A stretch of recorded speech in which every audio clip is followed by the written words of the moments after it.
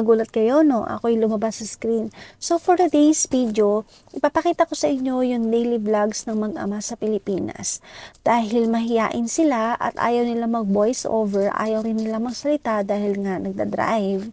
So, ako muna, for the meantime, ako muna yung mag-turn over ng voice over na ito. So, sana naintindihan nyo yung ibig ko sabihin, di ba? Kaya, hi, hello! So, for today's video, explain ko kung bakit hatid sundo yung aming anak sa school. Dahil sa panahon ngayon, hindi mo na alam kung ano mang nangyayari sa paligid mo. At feeling ko mas safe para sa amin na maghatid sundo na lang sa school kaysa umuwi siya mag-isa. Pero syempre, hindi naman habang buhay, ihahatid sundo namin siya.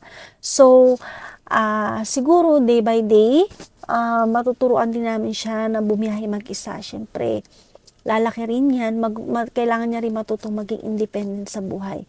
But this time, kailangan niya munang mapamiliarize yung mga nasa paligid niya, yung mga taong nasa daan na minsan may mga attitude na hindi maganda. So, para ma-adapt niya na rin yung mga culture na meron sa paligid. So, hindi naman na siya bata.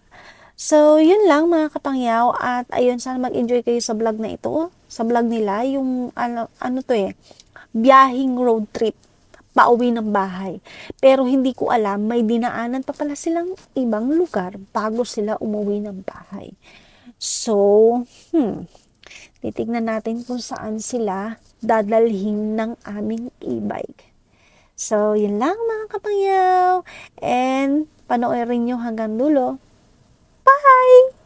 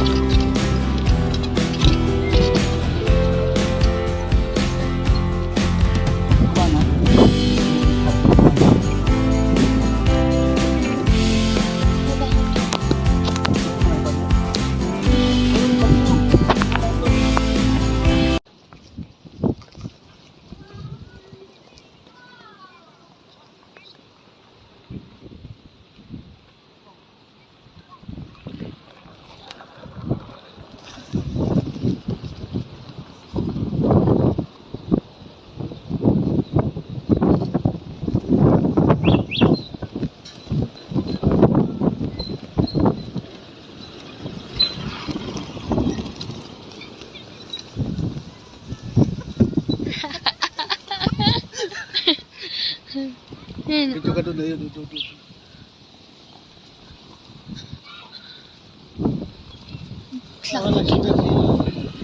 Sayang.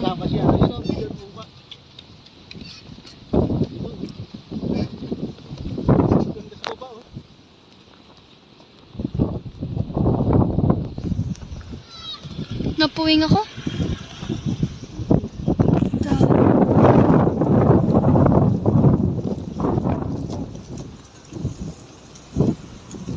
May puwis.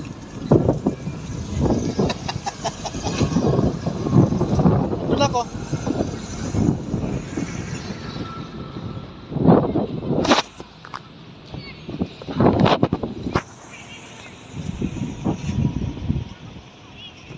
Kaya mo yun, paggawa sa window yun. Paggawa ng simento yan? Tapos yun, oh. Yan. Paggawa ng simento yan. Sinuntok. Akit ka doon, oh. Videoan mo doon, dali. Punta tayo doon. Videoan nga kita. Saan?